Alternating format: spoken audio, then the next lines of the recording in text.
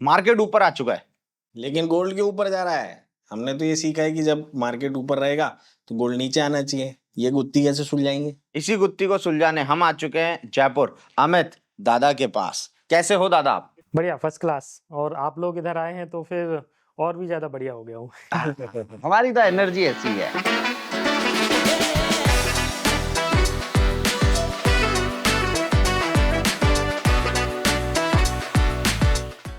अमित दादा 2009 से commodity market में एक्टिव हैं और कुछ समय तो टीवी पे भी आ रहे हैं।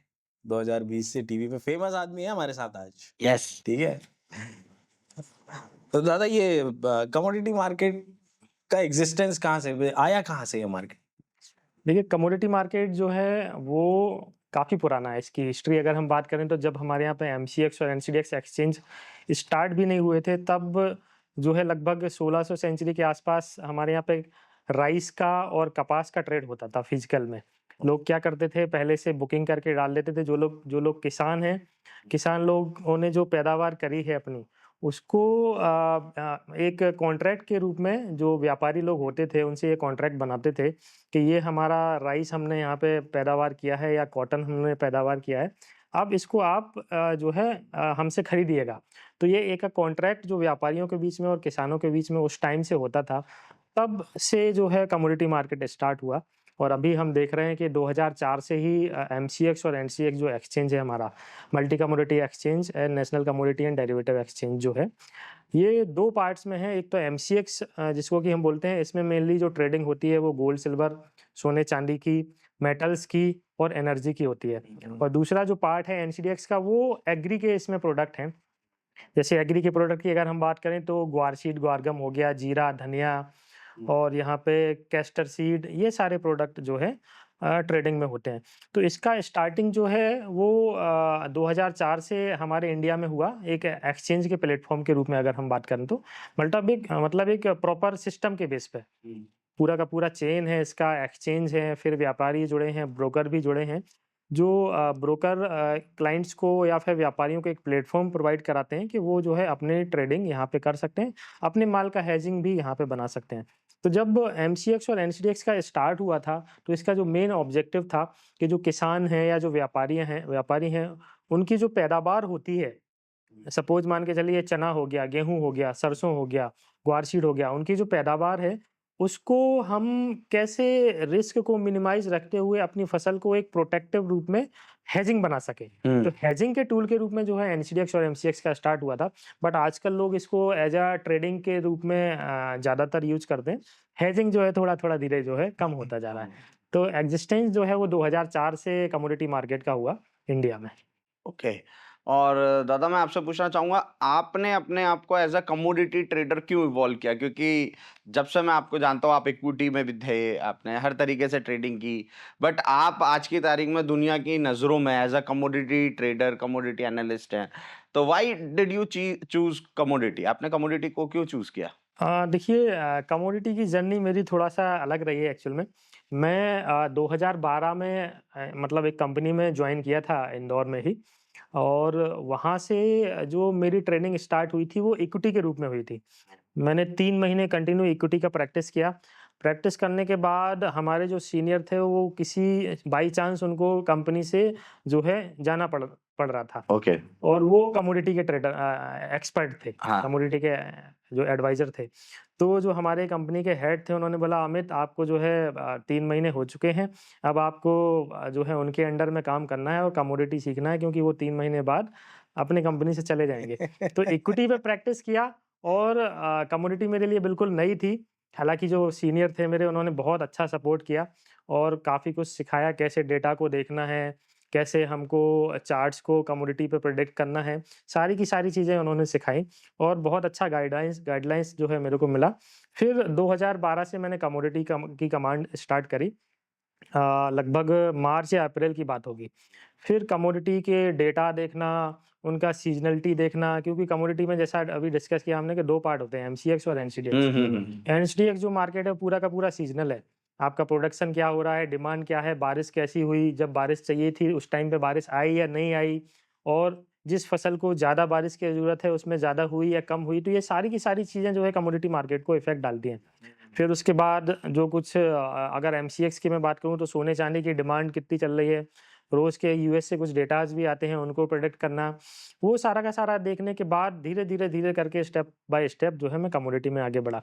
तो कमोडिटी का मार्केट बिल्कुल डिफरेंट है, हालाँकि ये इक्विटी से थोड़ा-सा कंपैरिज़न में देखा जाए तो छोटा मार्केट है, क्योंकि टर्नओवर वाइज़ भी अगर हम देखें, क्योंकि मान के चलिए अगर 100 लोग हैं, 100 लोगों में से लगभग 70 लोग इक्विटी ट्रेड करते हैं और 30 लोग ही कमोडिटी करते हैं। हाँ, मतलब कमोडिटी ट्रेडर की दादा एज अ नंबर देखा जाए तो कम ही नंबर है। बिल्कुल, बिल्कुल। मतलब अगर हम हमारी ट्रेड देखें तो शायद 100 में से 30 ही कमोडिटी में हम कमोडिटी सीजनल करते सीजनल करते हैं हम, ऐसा है हमारे साथ, ऐसा। वही है कि कमोडिटी मार्केट अभी छोटा है, लेकिन अगर मैं इसका एक फ्यूचर बताना चाहूँ, क्योंकि हम डे टू डे चेजिंग अपने डेली लाइफ में कमोडिटी ही सबसे ज़्यादा यूज़ करते हैं। मान के चलिए अगर हम सुबह उठे, मेरे को बेड पे चाय चाहिए, तो चाय जो है वो एक कमोडिटी ही है ना? शुगर जो है वो भी एक कमोडिटी है, हाँ। मिल्क है वो भी एक कमोडिटी है। उसके बाद घर में हम जैसे फर्नीचर वगैरह देखते हैं, गोल्ड सिल्वर भी लेते हैं, या फिर मतलब देखा जाए तो आदमी कमोडिटी से कहीं न कहीं अटैच है डे टू डे लाइफ में। घिरा हुआ है कमोडिटी से। बिल्कुल, कमोडिटी से घिरा हुआ है।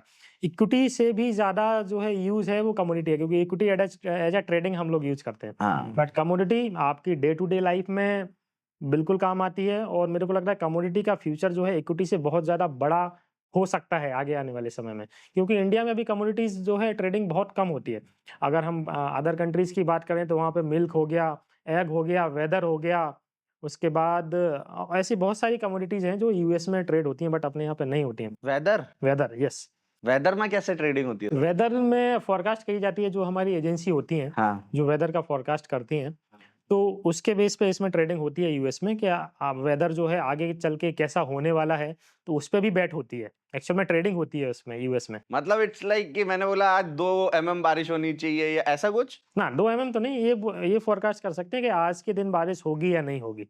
अच्छा, इस पे भी ट्रेडिंग हो रही इस पे भी ट्रेडिंग होती है। सर उसमें भी ड्रीम 11 में टीम बनानी पड़ेगी।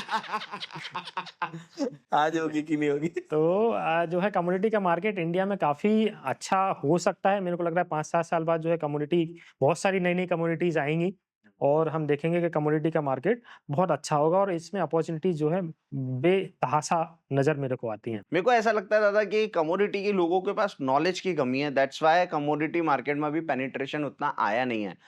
क्योंकि देखो जैसे हम इक्विटी में करते हैं, हम क्या करते हैं, चार्ट देखते हैं, बैलेंस शीट एनालाइज कर लेते हैं। अब गोल्ड की तो कोई बैलेंस शीट है नहीं, ग्रोथ देखा जाए तो गोल्ड का ट्रेड डेटा आता है कि भैया कितना इंपोर्ट हो रहा है, कितना एक्सपोर्ट हो रहा है, भाव क्या चल रहा है ना।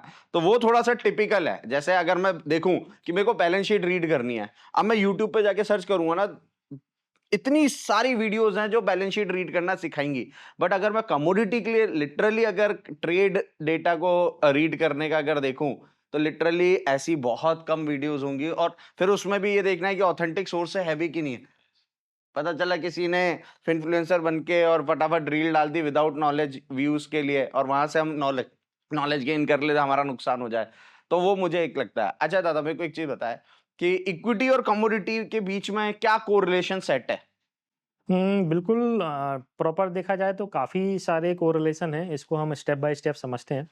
पहला तो जो सिंपल हम क्रूड ऑयल के प्राइस से ले लेते हैं, क्योंकि क्रूड ऑयल जो है काफ़ी कुछ इक्विटी मार्केट को काफ़ी कुछ, क्या मैं बोलूँ, बहुत ज़्यादा जो है इफेक्टिव करता है। क्योंकि क्रूड ऑयल के प्राइसेस जब बढ़ते हैं, तो एक सिंपल रिलेशन है कि क्रूड ऑयल के प्राइसेस जब बढ़ेंगे, तो जो भाड़ा है, किसी भी कंपनियां जो ट्रांसपोर्टेशन के जो चार्जेस हैं वो बढ़ जाते हैं, क्योंकि ट्रांसपोर्टेशन में अपना क्रूड ऑयल सबसे ज़्यादा यूज होता है। तो जो ट्रांसपोर्टेशन पे डिपेंड कंपनियां हैं, जो माल यहाँ से वहाँ अपना भेजती हैं, उनकी जो कॉस्टिंग है वो कहीं ना कहीं इन्फ्लुएंस होती है, बढ़ती है। लॉजिस्टिक की, है ना, जो माल अपना यहाँ से उधर, मान के चलिए एक मैन्युफैक्चरिंग कंपनी है, जैसे मान के चलो मुंबई में कोई मैन्युफैक्चरिंग कंपनी है जो वहाँ पे मैन्युफैक्चरिंग करके इंडिया में माल सप्लाई करती है पूरे इंडिया में। तो अगर क्रूड ऑयल के प्राइसेस बढ़ते हैं, तो उनका यहाँ से ऑल इंडिया में माल भेजने का खर्चा कहीं ना कहीं तो बढ़ेगा। तो वो जब खर्चा बढ़ेगा तो उनकी कॉस्ट पे भी इफेक्ट आएगा, और कॉस्ट पे जब इफेक्ट आएगा तो कॉस्ट उनकी बढ़ेगी, और जब कॉस्ट उनकी बढ़ेगी तो कहीं ना कहीं उनके शेयर के जो प्राइसेस हैं वो थोड़ा सा इफेक्ट करते हैं, वो डाउन रहते हैं, बिजनेस में इम्पैक्ट आएगा। बिजनेस इम्पैक्ट करता है, तो उनकी प्रॉफिटेबिलिटी पे भी इम्पैक्ट आएगा। तो जब क्रूड ऑयल के प्राइसेस बढ़ेंगे क्रूड ऑयल के प्राइस बढ़ने पे जो ट्रांसपोर्टेशन वाली कंपनियां हैं जो एक जगह से दूसरी जगह माल भेजती हैं, उनकी जो कॉस्टिंग है वो बढ़ती है। कॉस्टिंग बढ़ने के कारण उनका जो प्रॉफिट है वो कहीं ना कहीं कम होता है, जो कि उनके शेयर प्राइस को डाउन लेके जाता है। तो एक तो ये सिंपल सा रिलेशन हो गया। ठीक है। दूसरा रिलेशन देखा जाए, जैसे नेचुरल गैस जो है कमोडिटी में ट्रेडिंग होती है।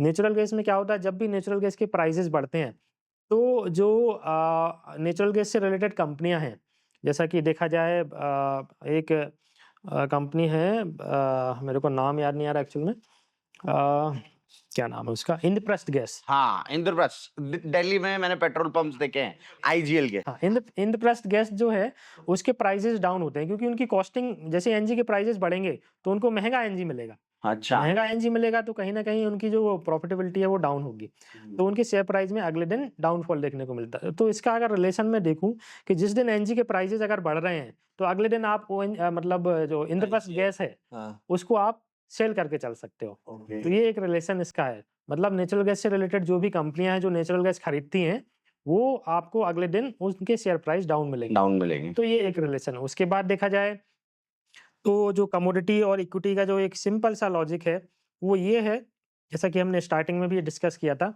कि जब भी इक्विटी मार्केट के प्राइस डाउन जाते हैं, ऐसा माना जाता है कि गोल्ड और सिल्वर के प्राइसेस अप जाते हैं। एक सिंपल सी एक स्टार्टिंग से जो चली आ रही है इनवर्स कोरिलेशन। हाँ, इनवर्स कोरिलेशन है जो थ्योरी चली आ रही है वो ये है। ऐसा क्यों है?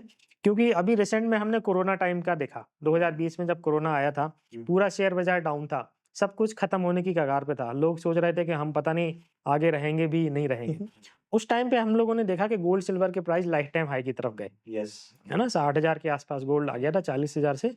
तो ये एक इनवर्स रिलेशन है, क्योंकि गोल्ड को as a safe haven assets जो माना जाता है, आप रात में कहीं पे भी किसी के पास गोल्ड लेके जाएंगे वो आपको उसके बदले में पैसा दे देगा, लेकिन अगर आप शेयर लेके जाओगे तो ये बोलेंगे तो कागज के टुकड़े हैं, क्या होगा इनका। सही बात है। तो कमोडिटी का और इक्विटी का एक इन्वर्स रिलेशन ये भी है कि जब जब इकोनॉमी डाउन आती है, जब जब खराब कंडीशन आती है, जब जब महामारी जाती है, जब जब वॉर की कंडीशन होती है, तब हम देखेंगे कि गोल्ड सिल्वर के प्राइस अप होते हैं। अभी रिसेंट का एग्जांपल, जैसे रशिया यूक्रेन का जो वॉर हुआ था, उस टाइम पे भी गोल्ड सिल्वर कंटिन्यू अपसाइड रहा था, इक्विटी मार्केट कंटिन्यू डाउन। अभी रिसेंट का एग्जांपल अगर हम ले रहे हैं, भारत और पाकिस्तान का जो कुछ युद्ध की जो कंडीशन बनी थी, उस टाइम पे निफ्टी, बैंक निफ्टी, स्टॉक्स सारे डाउन जा रहे थे, 10 दिन कंटिन्यू फॉल देखने को मिला, और उन्हीं 10 दिनों में हमने देखा कि गोल्ड ने नया लाइफ टाइम हाई 1 लाख के आसपास का बनाया, सिल्वर भी 1 लाख के आसपास तक। अभी तो गड़बड़ हो गई है वैसे तो फिर अभी। हाँ बिल्कुल, एक्चुअल में क्या है कि अभी की जो सिचुएशन है, अभी देखा जाए तो अभी रिसेंट में निफ्टी, बैंक निफ्टी वापस फिर से ऊपर आए हैं, लेकिन इन्हीं दो तीन दिनों के बीच में जो 1 लाख वाला गोल्ड था वो 92,000 के आसपास आया। हालांकि ओवरऑल तो ऊपर ही है, लेकिन जो 5-7 ट्रेडिंग के डेज को अगर हम कंपैरिजन करेंगे तो दोनों इन्वर्स ही रहे हैं। अच्छा। बट कभी कभी सिचुएशन ऐसी भी आती है कि गोल्ड भी बढ़ता है, निफ्टी भी बढ़ती है, इंटरेस्ट रेट भी बढ़ते हैं, सारे बढ़ते हैं, तो वो एक अलग केस हो जाता है ना। वो डिपेंड करता है कि आपकी वर्ल्ड की मार्केट की कंडीशन कैसी है। जैसे अभी ट्रम्प जब से अभी यूएस में इलेक्ट हुए हैं, तब से वो स्टेटमेंट देते रहते हैं, नए स्टेटमेंट देते रहते हैं, और मार्केट उनके स्टेटमेंट के अकॉर्डिंग मूवमेंट करता है, सेंटिमेंट। तो अभी क्या है कि मार्केट में ये कंडीशन है कि ट्रम्प जो है कुछ ना कुछ स्टेटमेंट देंगे, उससे हो सकता है गोल्ड के प्राइसेस अपसाइड की तरफ आए। तो अभी देखा जाए तो मेरे को लगता है कि ओवरऑल जो मार्केट रहने वाला है गोल्ड का या फिर इक्विटी का भी, तो ओवरऑल तो सेंटिमेंट ओवरऑल पॉजिटिव ही रहेंगे। गोल्ड भी मेरे को लग रहा है ऊपर जाएगा और इक्विटी मार्केट भी ऊपर जाएगा।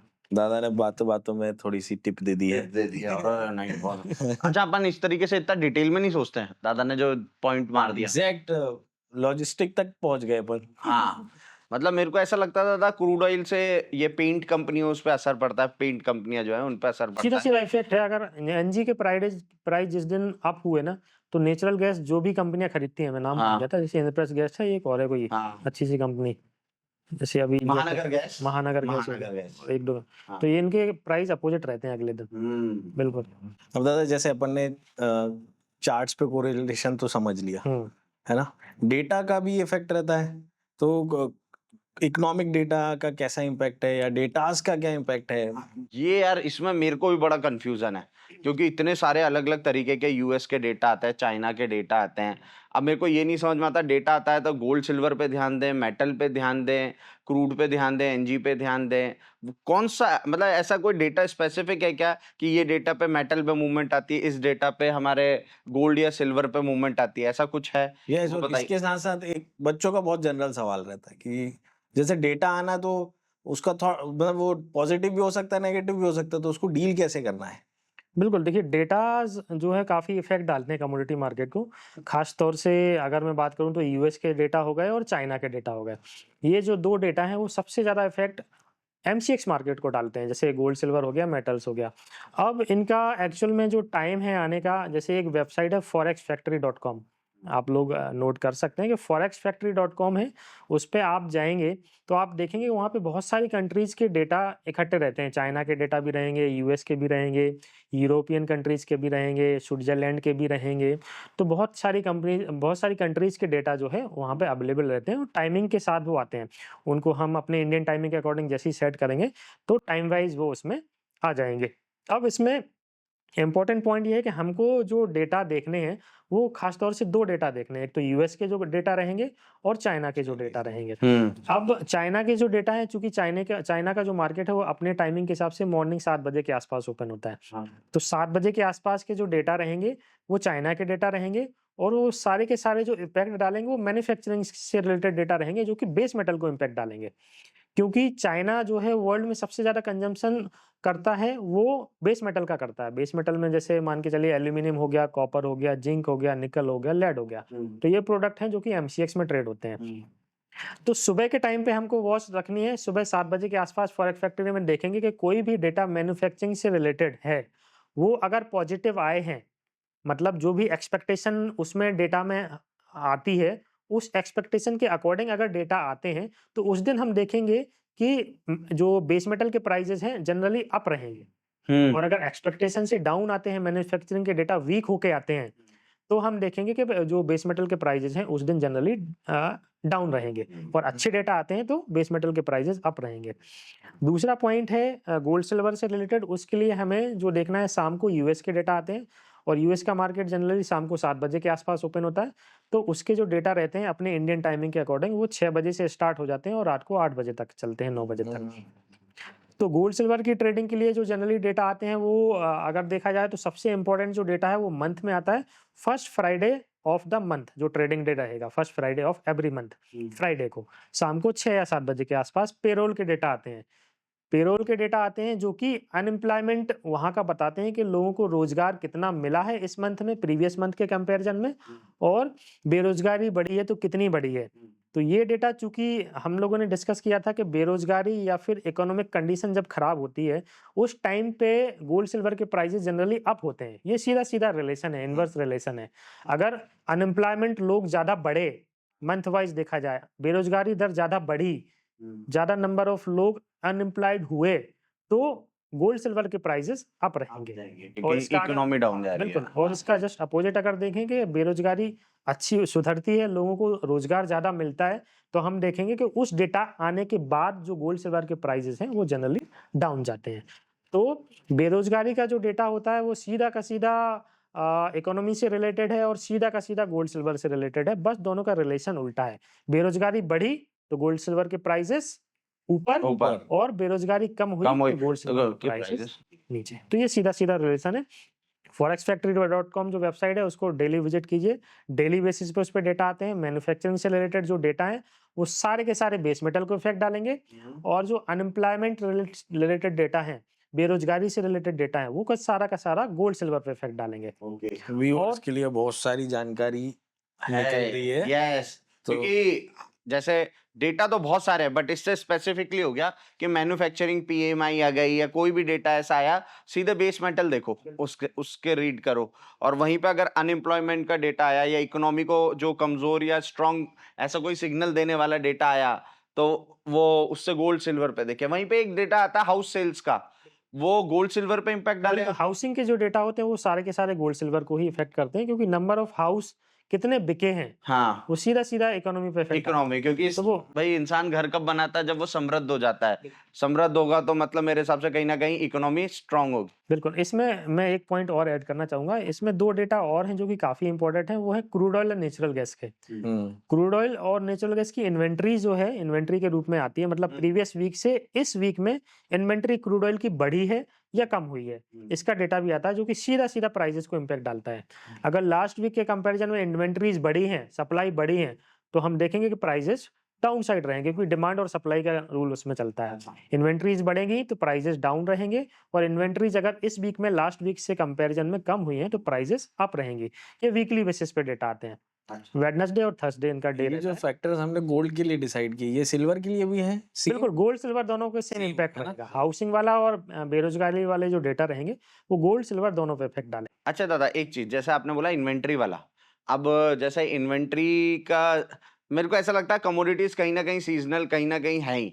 तो अगर मैं एनजी की बात करूं, जैसे सर्दियों वाला जो लॉजिक है कि जम जाता है और ये सब है, तो वहां पे इन डेटा को रीड करने का तरीका थोड़ा बहुत चेंज होता है या तब भी ऐसे ही रीड किया जाता है? बिल्कुल, सर्दियों के टाइम पे क्या होता है, जनरली फॉरेन कंट्रीज में क्या नेचुरल गैस की डिमांड काफ़ी बढ़ जाती है, क्योंकि वहाँ पे जो घर बनाए जाते हैं वो काफ़ी जगह लकड़ियों के घर बनते हैं, तो उनके अंदर पहले से ही नेचुरल गैस की फिलिंग होती है जो कि वहाँ के घरों को गर्म रखती है ठंडी से बचाने के लिए।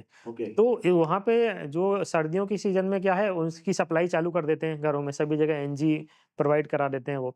तो उस टाइम पे क्या होता है कि वो घर को गर्म रखती है सर्दियों में, गर्मी सर्दियों से बचाती है उनको। तो उस टाइम पे क्या होता है कि जो डिमांड है वो देखा जाए तो 50% या 70% के आसपास बढ़ जाती है। जो नेचुरल जो डेज होते हैं, नंबर ऑफ डेज जो हैं पूरे साल के, तो उन 3 या 4 महीनों में डिमांड मोस्टली 50% से इंक्रीज होती है।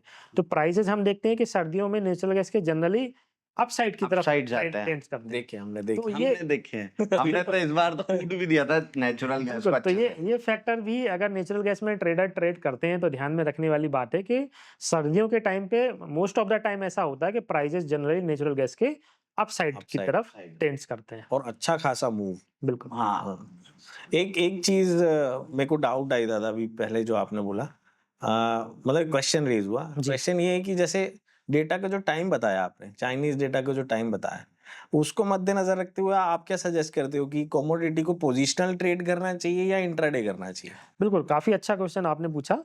तो मैं डेटाज़ को और ट्रेंड को, यहाँ पे मैं एक ट्रेंड वर्ड यूज़ कर रहा हूँ। ट्रेंड जैसा कि जनरली सभी लोगों ने सुना ही होगा कि मार्केट का जो ट्रेंड है वो most of the time intact रहता है। तो डेटा जब भी आते हैं, जिस टाइम भी आते हैं, उस टाइम पे हम लोग जो फ्लक्चुएशन देखते हैं वो एक टेम्परेरी फ्लक्चुएशन होता है। कुछ टाइम के लिए होते हैं। जो पेरोल के डेटा आते हैं वो 2, 4, 5 दिन के लिए इफेक्टिव रहते हैं, और जो इन्वेंटरीज के डेटा आते हैं वो भी 1, 2 दिन के लिए इफेक्टिव रहते हैं। पीएमआई के जो डेटा होते हैं वो भी 1, 2 दिन के लिए इफेक्टिव होते हैं। लेकिन मार्केट की जो टेंडेंसी है, जो ट्रेंड है, वो हमेशा इंटैक्ट रहेगा। मान के चलिए अगर गोल्ड का ट्रेंड अपसाइड के लिए है और डेटा आया है वीक के लिए कि प्राइसेस को डाउन लेके जाएगा, तो प्राइसेस को वो डाउन लेके जाएगा, बिल्कुल जनरली लेके जाएगा और जाना भी चाहिए। लेकिन वो लेके जाता है, 2-3 दिन तक उसको डाउन रखता है, लेकिन मार्केट फिर अपनी एक नेचुरल रिदम जो उसकी होती है, जो ट्रेंड होता है, उसके फेवर में मार्केट कंटिन्यू जाता है। तो यहाँ पे ये एक इंपॉर्टेंट पॉइंट ये है कि आपको डेटा का ध्यान रखना है, बिल्कुल खास तौर से रखना है और रखना भी चाहिए, लेकिन ट्रेंड का खास तौर से ध्यान रखना है। आपको सबसे ज़्यादा जो ध्यान रखना है वो ट्रेंड का रखना है, क्योंकि डेटा इम्पैक्ट करेंगे कुछ टाइम फ्रेम के लिए, 2-4 दिन के लिए, 1 हफ्ते के लिए, 1 महीने के लिए, लेकिन मार्केट अल्टीमेटली ट्रेंड को फॉलो करेगा। तो सबसे ज़्यादा जो इम्पोर्टेंट अपने को देना है वो ट्रेंड को देना है।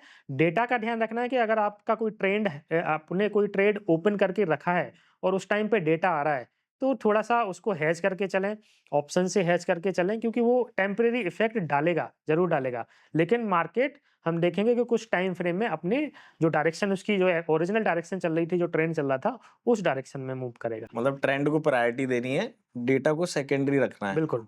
ओके। दादा, जैसे आपने कहा कि हेज करके चलो, है ना? तो बट जब हम कमोडिटी में डील करते हैं, हमने देखा यार कि है ना, कमोडिटी की जो लिक्विडिटी है वो कहीं ना कहीं कम है। मेजर इशू, बहुत इशू आता है, हमारे स्टूडेंट को भी इशू आता है। हम सिखाते हैं कमोडिटी, तो जब हम सिखा देते हैं सारा, क्योंकि हेजिंग का लॉजिक सेम है ना? क्योंकि अगर एक चीज और है, हेजिंग एक्चुअली जो आई वो कमोडिटी से ही आई है। स्टार्टिंग टाइम पे जैसे किसान करते थे इक्विटीज में हेजिंग, तो हम बाद में लेके आए। हेजिंग जो डेरिवेटिव प्रोडक्ट है इसकी शुरुआत ही कमोडिटीज से ही हुई थी। तो अगर हम कंपेयर करें, इक्विटी में हेज करना बहुत आसान है। अब हम जब यहाँ पे हेजिंग के लिए जाते हैं, जैसे सिल्वर और इन सब में दूर के कॉन्ट्रैक्ट से हेज करना पड़ता है ऑप्शन, तो वहाँ लिक्विडिटी नहीं मिलती। इसका कोई सॉल्यूशन है? मतलब कैसे डील किया जाए इसको? बिल्कुल, देखिए हेजिंग जैसा कि मैंने स्टार्टिंग में भी बोला था कि जब भी कमोडिटी मार्केट की स्टार्टिंग हुई थी 2003-4 में, तो उसका मेन ऑब्जेक्टिव था हेजिंग करना, है ना? और हेजिंग ही वर्ड कमोडिटी मार्केट से स्टार्ट हुआ है देखा जाए तो।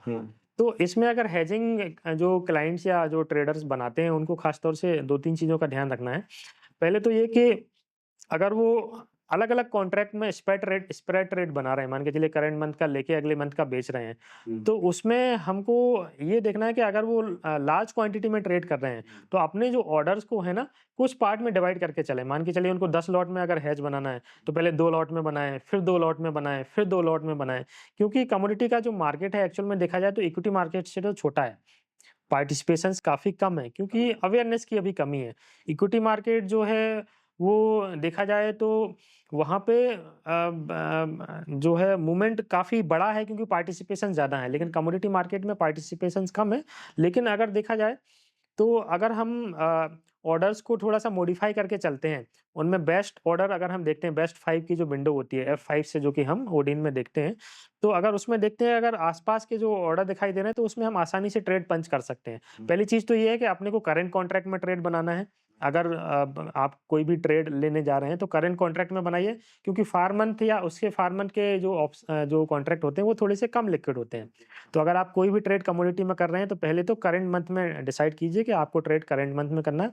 दूसरा, आप ऑप्शन में जा सकते हैं। अभी ऑप्शंस देखा जाए तो क्रूड ऑयल और नेचुरल गैस के जो ऑप्शन है, वो हाईली लिक्विड ऑप्शंस हैं। अभी देखने को मिल रहा है। करंट में अगर मैं पिछले लगभग 1 साल से जो है ट्रैक कर रहा हूँ, तो क्रूड ऑयल का जो ऑप्शन है आपको बिल्कुल टिक 5 पैसे की टिक पे आपको अवेलेबल है। और जो मतलब देखा जाए तो क्रूड ऑयल के ऑप्शंस की वजह से एमसीएक्स का जो वॉल्यूम्स है वो कहीं न कहीं बहुत ज़्यादा बढ़ा हुआ है। तो क्रूड ऑयल के ऑप्शंस बहुत ज़्यादा लिक्विड हैं, उसके बाद नेचुरल गैस के ऑप्शंस आते हैं, उसके बाद फिर गोल्ड और सिल्वर के आते हैं। अभी जैसे ही गोल्ड सिल्वर का जो मूवमेंट हमने अभी देखा लास्ट कुछ दिनों में, जो पॉजिटिव मूवमेंट था, उसमें ऑप्शंस में ज़बरदस्त काम हुआ है। मैं डेली बेसिस पे ऑप्शंस में अभी काम करा रहा हूँ, तो अभी देखा जाए तो कुछ टाइम से 2-3 महीने से ऑप्शंस का वॉल्यूम्स बढ़ा है और जो लिक्विडिटी की प्रॉब्लम थी वो कहीं न कहीं सॉल्व हो रही है। क्योंकि जैसे-जैसे पार्टिसिपेशंस बढ़ते जाएँगे, मूवमेंट मार्केट में आएगा, लिक्विडिटी धीरे-धीरे उसमें बढ़ेगी। तो पहली चीज़ तो ये ध्यान में रखना है कि हमको करंट कॉन्ट्रैक्ट में ट्रेड करना है, उसमें आपको जो है लिक्विडिटी ज़्यादा मिलेगी। और अगर आप बल्क में ट्रेड करना चाह रहे हैं, तो ऑर्डर्स को आप डिवाइड करके चलिए, कुछ-कुछ क्वांटिटी में कीजिए और ऑप्शंस का यूज़ भी कर पर सकते हैं। इससे एक समस्या और जनरेट हो रही है दादा, लेवरेज की। तो वो कैसे डील करेंगे? देखिए लिवरेज जो है देखा जाए, लिवरेज से अगर मैं मानूँ मार्जिन का अगर मैं बात करूँ, तो कमोडिटी मार्केट में मार्जिन जो है वो इक्विटी फ्यूचर के कंपैरिजन में देखा जाए तो बहुत कम है। इक्विटी के जो फ्यूचर अभी ट्रेडिंग है, चूँकि कमोडिटी मार्केट तो पूरा फ्यूचर मार्केट है, बट इक्विटी में फ्यूचर और कैश और ऑप्शन चलता है, बट कैश का मार्केट तो कमोडिटी में है नहीं। तो अगर फ्यूचर इक्विटी फ्यूचर को कमोडिटी फ्यूचर से अगर हम कंपैरिजन करें, तो कमोडिटी के जो मार्जिन है, क्योंकि यहाँ पे मिनी लॉट्स भी अवेलेबल हैं। हाँ। देखा जैसे अगर हम गोल्ड की बात करें, तो गोल्ड में एक 1 केजी का ट्रेड होता है, 10 ग्राम का ट्रेड होता है और 1 ग्राम का भी ट्रेड होता है। मतलब देखा जाए तो आप 1 ग्राम से लेके 10 ग्राम और फिर 1 केजी तक ट्रेड कर सकते हैं। तो जो ट्रेडर हैं, तो अगर जिनके पास मार्जिन की कमी है, तो वो मिनी और एक गुनिया ट्रेड भी होता है जो कि 1 ग्राम का है, उसमें भी ट्रेड बना सकते हैं। सिल्वर में भी देखा जाए तो सिल्वर 30 केजी का लॉट है, उसके बाद सिल्वर मिनी है और उसके बाद सिल्वर माइक्रा है, मतलब 5 केजी और 1 केजी। ऐसे ही अगर हम नेचुरल गैस और क्रूड ऑयल की बात करें, तो मिनी और मेगा दोनों लॉट अवेलेबल हैं। सेम बेस मेटल्स में भी मिनी लॉट्स अवेलेबल हैं। तो छोटा-सा मार्जिन देके यहाँ पे लोग हेजिंग अच्छी बना सकते हैं। जो फिजिकल के गोल्ड के कारोबारी हैं, वो बहुत अच्छी क्वांटिटी में यहाँ पे हेजिंग करते हैं और जो बेस मेटल के ट्रेडर हैं, वो भी यहाँ पे हेजिंग बनाते हैं। तो मिनी लॉट के वजह से यहाँ पे जो पार्टिसिपेशंस हैं, वो कहीं न कहीं धीरे-धीरे, स्टेप बाय स्टेप आगे बढ़ रहे हैं और वॉल्यूम बढ़ता जा रहा है। अच्छा दादा, मतलब मेरे को एक चीज समझ में आई, जैसे दादा ने हेजिंग के बारे में बोला, हम जो जनरली इक्विटी में हेजिंग करते हैं वो ऐसा कर लिया, भैया फ्यूचर उठाया, फ्यूचर के अगेंस्ट में कॉल या पुट उठाया, ऑप्शन ले लिया। ऑप्शन लिया और उससे क्या हो जाता है, हेज हो जाता है। दादा ने अभी एक चीज बोली, कैलेंडर स्प्रेड, कि एक कॉन्ट्रैक्ट ये खरीदो, एक कॉन्ट्रैक्ट सामने वाले का बेचो, तो आई थिंक उससे मार्जिन में बेनिफिट मिल सकता है। अच्छा दादा, आप तो करते हो, मेरे को एक चीज बताओ ना, कि फ्यूचर लिया, फ्यूचर के साथ ऑप्शन में हेज किया और कैलेंडर स्प्रेड किया, दोनों में से मार्जिन बेनिफिट किस में ज्यादा मिलता है? इसमें ऑप्शंस वाला जो है ना, उसमें मार्जिन बेनिफिट ज्यादा मिलता है। अच्छा, बिल्कुल। बट वही एक इशू है ना कि हमें ऑप्शन में लिक्विडिटी नहीं मिलती है।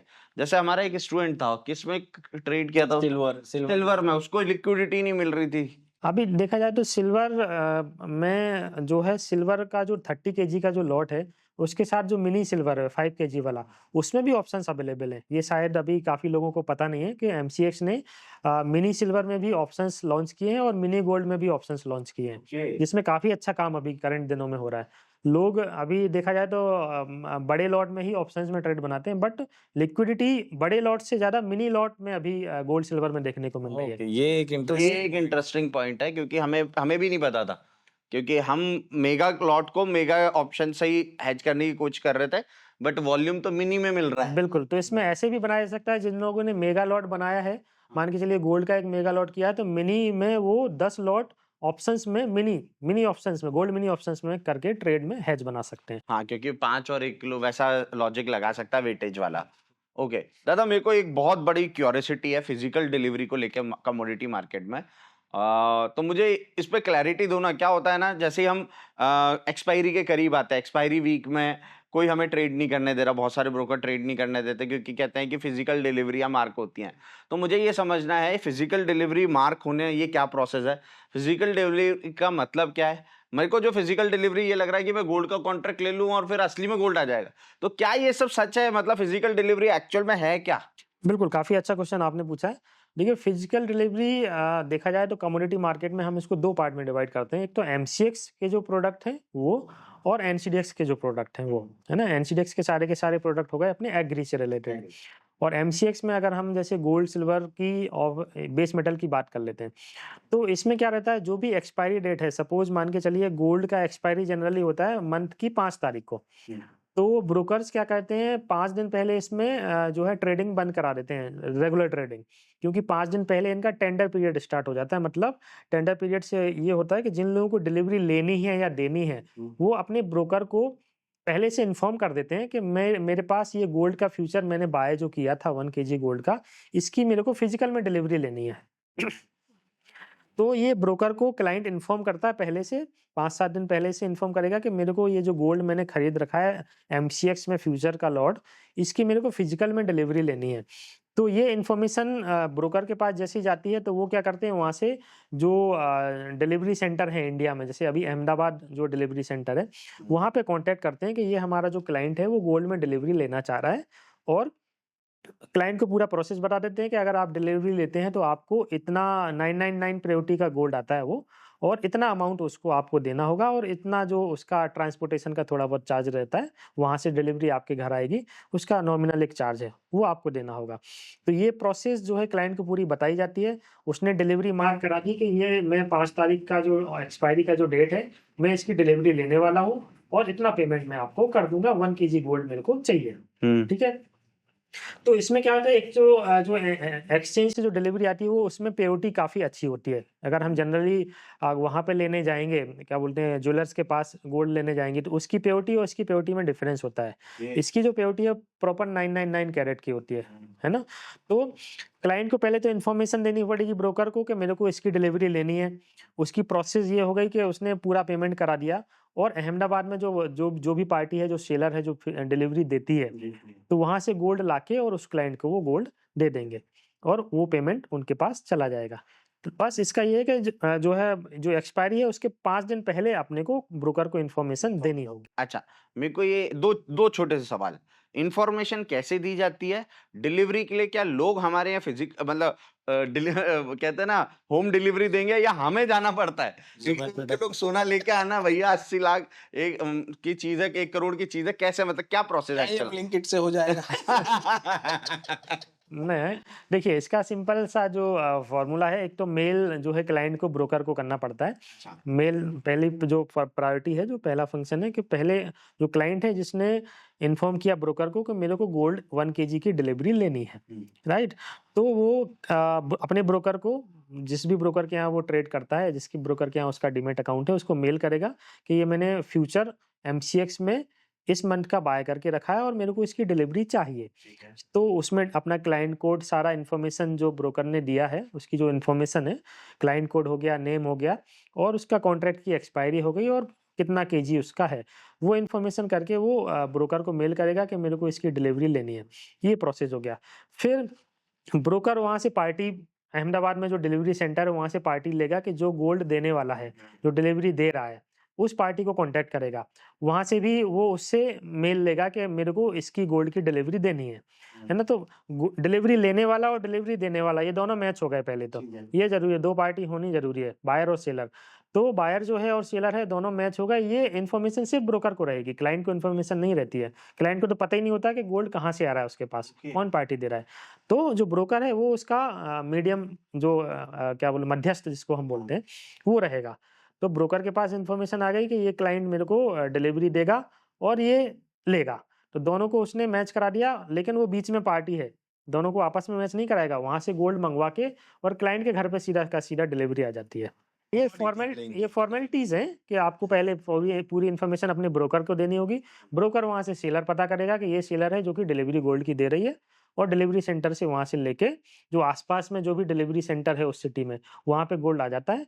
तो अगर जो बायर चाहे वो खुद वहाँ से जाके लेके आ सकता है या फिर दोनों ब्रोकर, ऑप्शन है। दोनों ऑप्शन। अच्छा दादा, एक मेरा सवाल। अपन ने ब्लिंकिट वालों को बिजनेस आइडिया तो नहीं अच्छा, इसी से मेरे को एक बहुत अच्छा सवाल आया कि डिलीवरी जो है वो कमोडिटी में भी होती है, ऐसे एग्री कमोडिटी में भी होती होंगी, है ना? अब मेरे को ये चीज समझना है, गोल्ड तो भैया गोल्ड है, चांदी चांदी है, बट जैसे फसल होती है, मेरे को पता है चने की भी 3600 प्रकार आते हैं, तो उसको कैसे मैनेज किया जाएगा? मान लो मैंने चना में डील किया, डिलीवरी देनी है और मैं यहाँ से अपना चना ले गया, उसने भाई कोई अच्छी ग्रेड का चना बुक किया हो, तो इसको कैसे मैच किया जाता है? इसमें देखिए इनकी स्टैंडर्ड हैं, जैसा कि जो वैराइटीज़ जो होती है ना, क्वालिटीज़ जो होती हैं, उनके अकॉर्डिंग ही प्राइसेज़ रहता है एक्चुअल में एनसीडीएक्स में। अच्छा। और एनसीडीएक्स में जो है सबसे ज़्यादा हेजिंग का काम किया जाता है और जो इसमें एक टर्म होती है ब्याज बदला का भी ऑप्शन है, इसको हम आगे डिस्कस करेंगे अभी। तो पहले तो आपके सवाल का मैं जवाब देना चाहता हूँ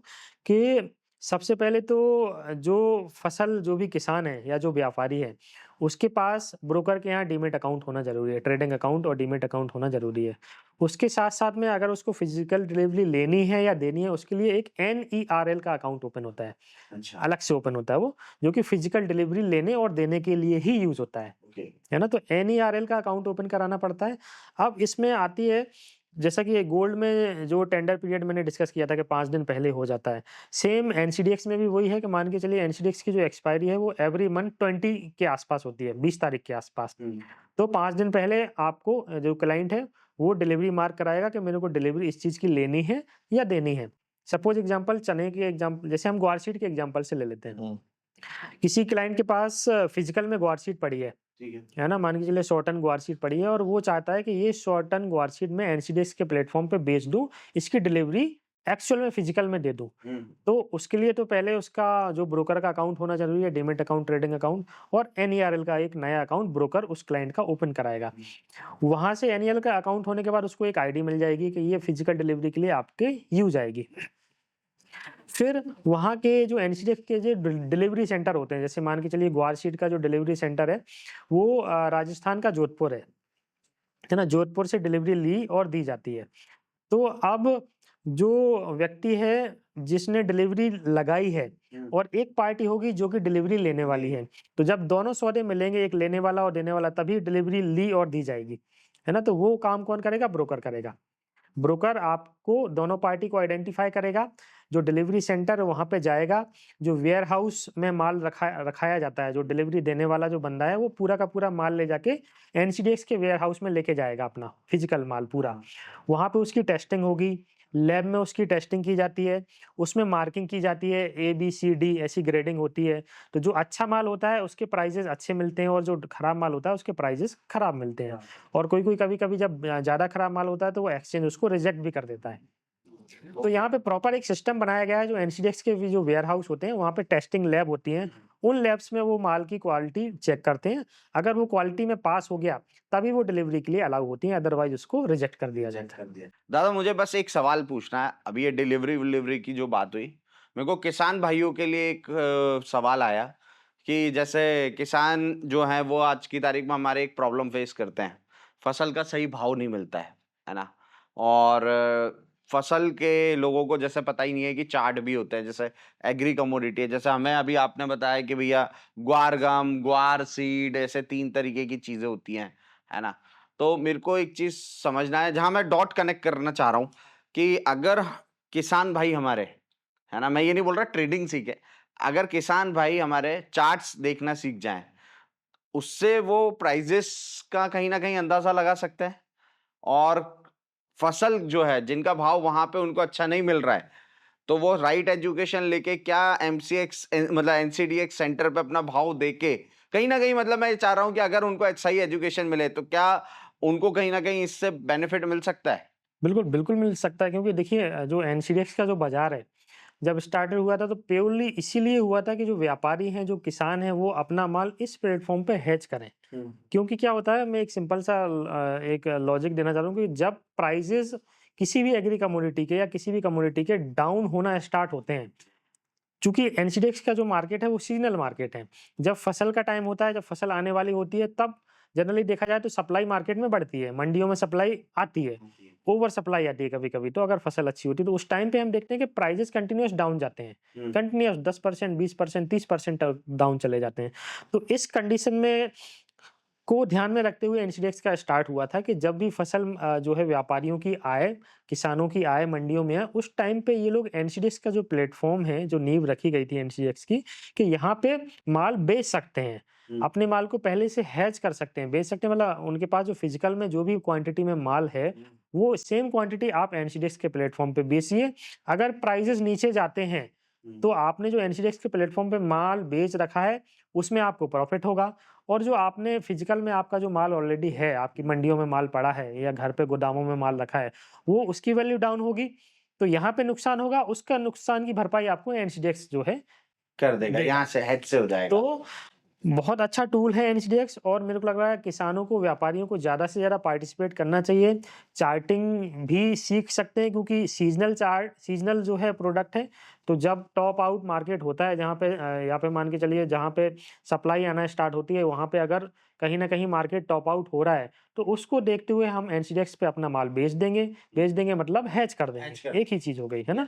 तो वहाँ पे मार्केट डाउन स्टार्ट होगा और यहाँ पे भी डाउन हो रहा है, तो आप देखेंगे कि एक जगह आपको मुनाफ़ा होगा, एक जगह नुकसान होगा, तो आपका जो रिस्क है, वो कहीं न कहीं कम हो जाएगा। आपको जो लॉस होने वाला था, आपकी जो फसल का एक्चुअल में प्राइस आपको मिलने वाला था, वो आपको यहाँ से कंपनसेट हो जाएगा। तो काफ़ी अच्छा टूल है, ज़्यादा से ज़्यादा किसानों को मार्केट सीखना चाहिए, नॉलेज बढ़ानी चाहिए, अपना ज्ञान लेना चाहिए, चार्ट भी सीखना चाहिए। बहुत सारी चीज़ों को अगर कॉम्बिनेशन मिला के अगर हम जो है इसमें उतरते हैं एनसीडीएक्स के प्लेटफ़ॉर्म पे, तो हम देखेंगे कहीं न कहीं अपना जो लॉस हम फिजिकल मार्केट में करते हैं, जो सही प्राइस हमको नहीं मिल पाता, उसको हम कंपनसेट एनसीडीएक्स के प्लेटफ़ॉर्म से कर सकते हैं। इसका सेकेंडरी सॉल्यूशन ब्रोकर चैनल भी हो सकता है क्या, कि अगर किसी सही कंसल्टेंसी के थ्रू जाएँ? हाँ, मतलब मेरा अगला सवाल इसी से रिलेटेड है। क्या होता है दादा, आपने जैसे इतने सारे तरीके का हमें चीज़ें बताई कि यार यहाँ से ये कर सकते हैं, ये ट्रैक है। तो ऐज़ ट्रेडर मेरे को जो लैक फ़ील होता है, वो ये होता है कि यार ये सारा डेटा मिलेगा कहाँ से? अब जैसे आप तो भैया बड़े-बड़े न्यूज़ चैनल पे आ रहे हो, सीएनबीसी आवाज़ पे आ रहे हैं दादा, है ना? ईटी नाउ पे आ रहे हो, ज़ी बिज़नेस पे आ रहे हो। तो बट वो आप ऑल द टाइम नहीं आते ना, आप आते हो एक पर्टिकुलर विंडो के लिए। अब जैसे आप जैसे एनालिस्ट हैं, हम एज अ ट्रेडर, हमें तो आप लोगों की नीड है कि भाई आपके पास जो डेटा है, आप जो एनालिसिस करते हो वो शेयर करें। तो वो हम आपके लिए, आपके थ्रू या किसी और एनालिस्ट के थ्रू कैसे ले सकते हैं? क्या इसका कोई रिपोर्ट पब्लिश होती है या कोई चैनल्स होते हैं जहाँ पे जाके हम सब्सक्राइब कर लें? ऐसा कोई मीडियम बताओ ताकि एज अ ट्रेडर या एज अ व्यूअर्स उनको कोई नॉलेज मिले कि भैया अच्छा यहाँ से डेटा मिलेगा क्या ये सारा? बिल्कुल, देखिए जो किसान हैं, जो व्यापारी हैं, जो मंडियों में व्यापारी होते हैं या फिर जो किसान हैं जो कि पैदावार करते हैं, वो चाहें तो ब्रोकर के थ्रू डायरेक्ट कनेक्ट हो सकते हैं। क्योंकि ब्रोकर ही एक ऐसा मीडियम है जो कि किसानों, व्यापारियों को और एक्सचेंज के बीच में एक प्लेटफ़ॉर्म प्रोवाइड कराता है कि आप जो है एनसीडीएक्स से जुड़िए और अपने माल का हेज कीजिए। तो आप चाहें तो जैसे हमारी जो कंपनी है जीसीएल ब्रोकिंग, उससे भी जुड़ सकते हैं। हम लोग प्रॉपर टाइम टू टाइम जो है इन्फॉर्मेशन प्रोवाइड कराते हैं, है ना? तो और पूरा एनुअली रिपोर्ट्स भी हम लोग बनाते हैं, जब फसल आने वाली होती है उसकी स्टडी भी करते हैं, मंडियों में हम लोग जाते हैं और फसल का पूरा मुआयना भी करते हैं कि आखिर मंडियों में कितना माल फसल के टाइम पे आ रहा है। लास्ट टाइम का कंपैरिज़न भी करते हैं कि पिछले साल इतना माल आया था और इस बार इतना आ रहा है। फिजिकली जाते हो आप लोग? बिल्कुल, बिल्कुल। तो पूरा का पूरा फिज़िकली मंडियों में घूम के हम पूरा का पूरा रिसर्च करते हैं कि इस जो ग्वार सीड इस बार हुई है और पिछली बार कितनी हुई थी और इस बार इतनी हुई है, तो आखिर क्यों हुई है? उसका रीज़न क्या है? तो ये सारा का सारा एक पूरा डेटाबेस हम लोग बनाते हैं। फिर उसके अकॉर्डिंग एक फ्यूचर की प्राइसेज़, प्रोबेबल प्राइस कैलकुलेट करते हैं कि पिछले साल के कंपैरिज़न में ये इसका बेस्ट प्राइस होना चाहिए या फिर इससे कम है या ज़्यादा है। तो जो व्यापारी हैं, जो किसान हैं, वो जो है ब्रोकिंग के थ्रू जुड़ के, हम लोगों के थ्रू जुड़ के जो है एक प्रॉपर नॉलेज ले सकते हैं, इन्फॉर्मेशन बढ़ा सकते हैं और प्राइसेज़ किस तरीके से मूवमेंट हो रहे हैं, प्राइसेज़ फ्यूचर में आगे चल के 2-3 महीने में क्या होने वाला है, कम होने वाला है या ज़्यादा होने वाला है, उसका इन्फॉर्मेशन लेके पूरा का पूरा बेनिफिट जो है फसल को अपने लिए ले सकते हैं और अपनी फसल को कहीं न कहीं हम लोगों की हेल्प से हेज कर सकते हैं और हेजिंग ओपन भी कर सकते हैं। अच्छे भाव पे बेच सकते हैं, मतलब ये है। क्योंकि यार एक बार हुआ था, मतलब मेरा एक फ्रेंड है, उनके यहाँ सोयाबीन की खेती होती है ना? एंड उसको पता था कि मैं चार्ट्स देखता ही हूँ, है ना? तो उसके पापा ने बोला यार सोयाबीन मेरे को बेचना है, समय आ गया है। और उस समय बहुत सोयाबीन ऊपर चल रही थी। तो उसने मेरे से ऐसे ही मजाक-मजाक में बोला यार मनीष एक बार है ना सोयाबीन का चार्ट देख के बताएगा क्या? मैंने कहा यार सोयाबीन यहाँ से 1000 रुपए और तेज दिख रही है चार्ट के एनालिसिस के अकॉर्डिंग। और तो उसने ना पापा को फ़ोन करके बोला पापा अभी नहीं, अभी मत बेचो, थोड़े टाइम बाद। और पापा इतने सालों का एक्सपीरियंस लेके बैठे कि बेटा बहुत अच्छा भाव मिल रहा है। तो कहता है नहीं पापा अभी नहीं बेचना। और 4 से 5 दिन बाद सोयाबीन का भाव 1000 रुपए ऊपर जाता है और फिर वो टॉप टू टॉप बेच के आते हैं। तो यस, मुझे लगता है अगर सही नॉलेज ले ली जाए तो किसानों को भी इस चीज़ का फ़ायदा हो सकता है। बहुत अच्छी चीज़ है ये। बिल्कुल, यस। मैं यहाँ पे एक पॉइंट ऐड करना चाहूँगा कि एनसीडीएक्स का जो मार्केट है, देखा जाए तो इसमें पार्टिसिपेशन काफ़ी कम है। ट्रेडर बहुत कम है, व्यापारी लोग बहुत कम हैं। क्योंकि करप्शन कम है, मैनिपुलेशन कम। है ना? काफ़ी कम लोग इसमें पार्टिसिपेट करते हैं क्योंकि लोगों को नॉलेज नहीं है, जानकारी नहीं है, इन्फॉर्मेशन नहीं है। तो जो है इसीलिए इसमें पार्टिसिपेशन कम है, लेकिन एनसीडीएक्स का जो मार्केट है वो बहुत ही अगर देखा जाए तो चार्ट पे बहुत ही अच्छे से काम करता है। मैं मान के चलिए 15 साल मेरे को हो गए एनसीडीएक्स ट्रैक करते हुए। तो मैं जितना क्लोज़ली एनसीडीएक्स ट्रैक करता हूँ, बाकी मार्केट ट्रैक नहीं कर पाता हूँ शायद, क्योंकि हो सकता है करता भी हूँ, लेकिन इसमें जो चार्ट का जो मूवमेंट होता है ना, वो बिल्कुल परफेक्ट होता है। आपने जो स्टडी उसमें लगाई है ना, वो परफेक्टली काम करेगी। तो ये इसका एक अच्छा पॉइंट है। तो अगर आप चार्ट्स के साथ में, इन्फॉर्मेशन के साथ में अपना जो आपकी जो पैदावार है उसको अगर मैच करते हैं, उसका कॉम्बिनेशन बनाते हैं, उसके साथ में हेजिंग करते हैं या ट्रेडिंग करते हैं, तो आप डेफ़िनेटली देखेंगे आपके जो भी प्रॉफ़िट है ना, वो कहीं न कहीं इससे बढ़ेगा। क्योंकि एनसीडीएक्स के प्राइसेज़ जो है ना, वो सीधा-सीधा चलते हैं। उसमें ऐसा फ़ॉल्स सिग्नल वगैरह कुछ नहीं आता है, जैसे अपन बाकी चीज़ों में देखते हैं ना कि कोई न्यूज़ आ गई सडनली, जैसे गोल्ड का प्राइस ट्रम्प ने ट्वीट कर दिया और अगले दिन देखेंगे गोल्ड का प्राइस 2000 रुपए, अच्छा, 1000। ट्रम्प से हमारे यहाँ के ग्वारगम और इन पे क्या असर पड़ेगा? ओह! ये तो सोचा ही नहीं यार, ये तो सोचा ही नहीं हमने। तो चूँकि ये इंडियन कमोडिटीज़ हैं, ग्वारसीड, ग्वारगम हो गया, बाकी चना, सोयाबीन, सरसों जो भी है, तो ये सीधा-सीधा इनका चार्ट जो है बहुत ही अच्छे से काम करता है। तो मैं यही बोलूँगा कि जो व्यापारी हैं, जो किसान हैं, वो इन्फॉर्मेशन लें, चार्ट सीख सकते हैं तो सीखें, अगर नहीं सीख सकते तो हम लोग जो एडवाइज़र हैं, जो एनालिस्ट हैं, उन लोगों की हेल्प लेके अपनी फिज़िकल की फसल को कहीं न कहीं हेज कर सकते हैं और एनसीडीएक्स के प्लेटफ़ॉर्म का बेनिफिट ले सकते हैं। दादा मतलब आपके उससे क्या आप जो लोग ट्रेडिंग सीख रहे हैं, उनको एग्री कमोडिटी या कमोडिटी में ट्रेड करना सजेस्ट करते हो? बिल्कुल, बिल्कुल करना चाहिए, चूँकि कमोडिटी का मार्केट जैसे अगर जो लोग भी इसमें आते हैं, नए आते हैं, मैं उनको यही एक सजेशन दूँगा कि कमोडिटी को आप पोज़िशनली ट्रेड कीजिए। आप इसको ट्रेडिंग में मत लाइए। अपनी डेली डेली ट्रेडिंग में मत लाइए। आप इसको वीकली, मंथली बेसिस पे लीजिए। आप भले ही महीने का 1 ट्रेड बनाइए, लेकिन इसमें आपको ट्रेड बहुत अच्छा मिलेगा। तो अगर आप पोज़िशनली बेसिस पे इस मार्केट में आते हैं, तो आपके रिटर्न जो है काफ़ी अच्छे इसमें हो सकते हैं। तो ओके। मेरा सजेशन यही रहेगा, डेली ट्रेडिंग की जगह आप कमोडिटी को पोजिशनली ट्रेड कीजिए, और मेरे मोस्टली जो ट्रेड होते हैं वो जनरली पोजिशनल बेसिस के ही होते हैं, तो जिसमें जैसे काफ़ी आपने अच्छा एक बात रिटर्न। और बोली कि जैसे ट्रम्प बोलता है या कुछ भी, तो अपन को इधर एग्री पे फर्क नहीं पड़ रहा है। अच्छा, इससे है ना मेरे को एक चीज और रियलाइज हुई। अपन ने जो अभी ये सर्दियों में हमने दादा एनजी को बहुत अच्छे से ट्रेड किया। बाद में हमने है ना म्यूचुअल डिस्कशन भी किया था। क्या किया था कि यार हम क्या कर रहे थे, एनजी जब भाग रहा था सर्दियों में, तो हम ऑप्शन में ट्रेड कर रहे थे। 30,000 का प्रॉफिट कर रहे, 40,000 का कर रहे, कभी नुकसान कर रहे। ओवरऑल देखा जाए बहुत अच्छा सेशन रहा हमारा 2 से 3 महीने का। बट बाद में जब हमने चार्ट देखा, एनजी डबल हो गई थी। अगर हम उसको पोजिशनल ले लेते, लिटरली हम एक बहुत हेफ्टी अमाउंट का प्रॉफिट लेके बैठे हुए होते। बिल्कुल, मैं वही कह रहा हूँ कि कमोडिटी की जो साइकिल होती है ना एक्चुअल में, वो काफ़ी लंबी चलती है। आप उसको 2-4 दिन, 5 दिन या हफ्ते में ख़त्म नहीं कर सकते। कमोडिटी की साइकिल जो है महीनों तक चलती है। तो अगर आप इसमें पोजिशनल ट्रेड कोई प्लान करते हैं, तो आप देखेंगे कि आपका जो प्रॉफिट है वो मल्टीफ़ोल्ड हो सकता है।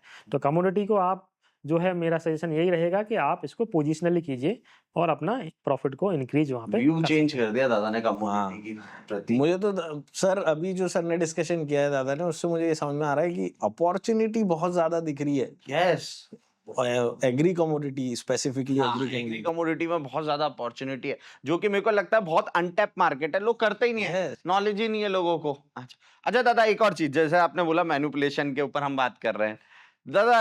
जैसे बीच में आप, मेरे को पता है, आपको भी पता है कि भाई ब्लैक ब्लैक पेपर ट्रेड हुआ था, बैन हुआ था, चने में बैनिंग हुई थी। ये मतलब कोई कॉन्ट्रैक्ट है, चलते चलते रुक जाता है, बैन कर देते हैं। उसके पीछे का क्या रीजन है? वो मैनिपुलेशन कैसे, उसको कैसे कंट्रोल किया जा सकता है या करते हैं ये लोग? बिल्कुल, मैं इसके लिए जो है कुछ पॉइंट्स यहाँ पे डिस्कस करना चाह रहा हूँ। थोड़ा-सा जो यहाँ की पॉलिसीज़ हैं एक्चुअल में, वो थोड़ी-सी जो है कंट्रोल में नहीं है। कभी-कभी क्या होता है, जैसे चने की जो अभी एग्ज़ाम्पल हमने लिया कि रनिंग कॉन्ट्रैक्ट चने का उस टाइम पे बैन हो गया था। क्योंकि गवर्नमेंट देख रही थी कि प्राइसेज़ जो है कंटीन्यूअस अपसाइड के लिए जा रहा था, तो उनको जो उनके जो अधिकारी होते हैं, जो कि रिसर्च करते हैं कि इस कॉन्ट्रैक्ट में काफ़ी ज़्यादा मैनिपुलेशन हो रहा है, और इससे व्यापारियों को और जो आम जनता है, उनको कहीं न कहीं प्राइस काफ़ी ज़्यादा हाइक हो रहे हैं, तो उनको नुकसान हो रहा है। तो उन्होंने क्या किया कि उसको कॉन्ट्रैक्ट को बैन कर दिया। मतलब एक टाइम लिमिट दी थी कि आपको 1 महीने का टाइम दिया जाता है कि आपके जो भी सौदे हैं, वो स्क्वायर ऑफ कर लीजिए। तो थोड़ा-सा गाइडलाइंस की कमी है, थोड़ा-सा इन्फॉर्मेशन की कमी है, कुछ रूल्स एंड रेगुलेशंस और अच्छे जो है एनसीडीएक्स के प्लेटफ़ॉर्म पे बनाने चाहिए। मेरा सजेशन ये रहेगा कि कुछ अगर रूल्स एंड रेगुलेशंस अच्छे बनते हैं, कुछ अच्छी टीम आती है, मैनेजमेंट टीम अच्छी आती है, तो हम देखेंगे कि इसका मार्केट जो है काफ़ी अच्छा हो सकता है। थोड़ा बहुत मैनिपुलेशन तो देखा जाए तो शेयर मार्केट में भी चलता है, तो माइनर सा हो सकता है इसमें, बट अगर अच्छे ज ज अगर पब्लिक इसमें अच्छे से रेगुलरली ट्रेड करती है, इन्वॉल्वमेंट अगर बढ़ता है, तो मेरे को लगता है ये मैनिपुलेशन भी कहीं न कहीं आगे चल के खत्म हो जाएगा। तो पार्टिसिपेशन जैसे-जैसे बढ़ेंगे, मेरे को लगता है वॉल्यूम्स एनसीडीएक्स में काफ़ी अच्छे आएँगे, और इसकी ट्रेडिंग भी धीरे-धीरे करके बेटर होगी। बट लास्ट में मैं यही बोलूँगा कि एनसीडीएक्स का जो मार्केट है, वो बहुत अच्छा काम करता है, चार्ट्स पे बहुत अच्छे से वर्क करता है। अगर आप प्रॉपर नॉलेज के साथ, इन्फॉर्मेशन के साथ इसमें काम करते हैं, फसल का पूरा आकलन करते हैं, सीज़नल डिमांड का स्टडी करते हैं, मंडियों में जाते हैं, हर चीज़ का इन्फॉर्मेशन अगर आप रखते हैं, तो आपको काफ़ी अच्छे बेटर रिटर्न इसमें अच्छा मिल दादा, सकते हैं। मेरे को बस एक एक चीज पूछना है। आप एग्री कमोडिटी, आप मतलब बहुत अच्छा वो कर रहे हैं कि एग्री कमोडिटी बहुत अच्छा चलता है। एग्री कमोडिटी में मेजरली किन कमोडिटीज पे ट्रेडिंग करनी चाहिए? क्योंकि हर जगह लो वॉल्यूम वाला होता है। जैसे अपन ने अगर कमोडिटी मार्केट की बात करें, निकल की बात करें, निकल में ट्रेड नहीं हो रहा है, लेड में ट्रेड नहीं हो रहा है ना, वॉल्यूम ही नहीं है, निकल के चार्ट ही नहीं बनते। हम तो चार्ट देखते कहते हैं अरे यार क्या है। तो ऐसा एग्री में भी होता है, और एग्री होता है तो वो कौन सी कमोडिटीज हैं एग्री कमोडिटीज जिसमें हम या हमारे व्यूअर्स ट्रेडिंग के लिए ट्राई कर सकते हैं? देखिए, एग्री कमोडिटीज़ में जो अभी सबसे ज़्यादा वॉल्यूम्स वाली कमोडिटी हैं या पार्टिसिपेशंस वाली कमोडिटी है, वो पहले तो ग्वार सीड और ग्वारगम, ये 2 आइटम हो गए। उसके बाद अगर हम मसालों में जाते हैं, तो जीरा, धनिया और हल्दी, ये 3 आइटम काफ़ी अच्छे हैं, जो कि अच्छे वॉल्यूम्स के साथ काम करते हैं। उसके बाद कैस्टर सीड, अरंडी जिसको हम बोलते हैं, कैस्टर में भी ट्रेड होता है। एक होता है आइटम कपास खली, जिसको हम कॉटन सीड बोलते हैं, कुकुड, उसमें भी काफ़ी अच्छा काम होता है। तो ये 60 प्रोडक्ट जो अभी हैं, इसमें काफ़ी अच्छा एनसीडीएक्स के प्लेटफ़ॉर्म पे काम हो रहा है, और इन्हीं में ही ट्रेडर्स को जो है काम करना चाहिए। दादा आप किसी को एज अ सजेशन लेते हो, कुछ फॉलो करते हो, किसी का डेटा देखते हो, या कोई ऐसा है या वेबसाइट, जैसे मेरे को उसकी बात करनी है, जैसे बेस मेटल की आप बात करते हो, तो बेस मेटल का चाइना वाला जो डेटा आपने बताया लंदन मेटल एक्सचेंज का है, तो वो डेटा आप कैसे देखते हो, कहाँ कहाँ से क्या ट्रैक करते हो, एक बार बताइए ना, ताकि हमें भी फायदा मिले, हमारे व्यूअर्स को भी फायदा ये मिले। मतलब जो लोग जनरली जो बच्चे हैं जो ट्रेड करते हैं ना, बहुत जनरल सवाल है कि इंस्टीट्यूशनल डेटा बाकी जगह तो हम देख लेते हैं, इक्विटी का हमको पता है कैसे आना है, कमोडिटी में बड़ा चैलेंज है। दूसरा, जैसे अभी सर ने क्वेश्चन पूछा कि किसी का अगर मान लो मुझे फॉर एग्जांपल मेरी थीसिस किसी को समझनी है तो वो गूगल पे करेंगे ना, मिलेगा नहीं। तो कोई स्पेसिफिक जगह जैसे आप किसी को अगर फॉलो करते हो तो वो आंसर मिले। देखिए मैं तो मेनली अपने आप को ही फॉलो करता हूँ देखा जाए तो। शाबाश। अगर आप लोग स्पेशली अगर एनसीडीएक्स की हम बात करें तो आप भी चाहें तो अमित खरे जीसीएल ब्रोकिंग को फॉलो कर सकते हैं और यहाँ पे एनसीडीएक्स से रिलेटेड आपको सारी इन्फॉर्मेशन मिलेगी। बट मैं अगर बोलना चाहूँ कि अगर आप लोग एनसीडीएक्स में ट्रेड करते हैं तो आपको डिमांड सप्लाई और जो प्रोडक्शन का जो डेटा है उसका ध्यान रखना जरूरी है। आपको मंडियों में विजिट करना पड़ेगा। जो साइकिल किसी भी फसल की जो चलती है, जैसे मान के अगर ग्वार का ही एग्जांपल हम ले लें तो ग्वार की जो फसल है वो अक्टूबर से मंडियों में आना स्टार्ट हो जाती है। जून से इसका जो है सोइंग स्टार्ट होती है और जो फसल निकल के आती है वो अक्टूबर, नवंबर, दिसंबर, जनवरी तक आती रहती है मंडियों में। सेम अगर हम जैसे मसालों की बात करें तो मसालों में जो फसल है वो मार्च, अप्रैल, मई के आसपास मसालों की फसल आती है। तो इनका जो सीजनल जो चार्ट है, जो सीजनलिटी है, इसका अपने को ध्यान में रखना ज़रूरी है। तो आप जब भी फसल मार्केट में आ रही है तो आपको देखना होगा कि फसल मार्केट में एक्चुअल में कितनी आई है और लास्ट टाइम के कंपैरिजन में अभी फसल कितनी है, क्योंकि वही प्राइस को ऊपर नीचे करेंगे। अगर लास्ट टाइम से फसल मंडियों में कम आ रही है तो प्राइजेज ऊपर जाएंगे, अगर लास्ट टाइम से ज़्यादा आ रही है तो प्राइजेज नीचे जाएंगे। और उसके बाद आपको मौसम का भी खास तौर से ध्यान में रखना चाहिए, क्योंकि एग्री के जो कमोडिटी हैं वो पूरा का पूरा मौसम से रिलेटेड है। बारिश हुई तो अच्छी फसल हुई, बारिश नहीं हुई तो खराब मौसम का sorry, डेटा गलत टाइम पे आ गया तो जी, तो खराब फसल हो जाएगी, फसल खराब। क्योंकि एक जैसे हम बचपन से पढ़ते आ रहे हैं कि भारत एक कृषि प्रधान देश है ना, और लगभग 70% पॉपुलेशन कृषि पे डिपेंड करती है हमारी। ये एक पुरानी कहावत है, ये धीरे धीरे कम होती जा रही है। मेरे को लग रहा है ये शायद अब 50% के आसपास रेशियो हो जाएगा, क्योंकि गाँव से लोग काफी लोग शहरों की तरफ हो रहे हैं। और ऐसा भी है कि शहरों वाले लोग अब गाँव की तरफ जा रहे हैं। बिल्कुल आ रहे हैं। तो ये है, तो एग्री जो है वो भारत जो है कृषि प्रधान देश है। एग्री को तो फोकस करना ही हर भारतीय को चाहिए। और मैं यही बोलूँगा कि जो एग्री के जो ट्रेडर हैं, मौसम का भी ध्यान रखें, क्योंकि कभी-कभी क्या होता है कि जब जिस टाइम पे फसल को बारिश की ज़रूरत होती है, अगर उस टाइम पे बारिश नहीं हुई, तो उसका जो पौधा है वो सूख जाता है।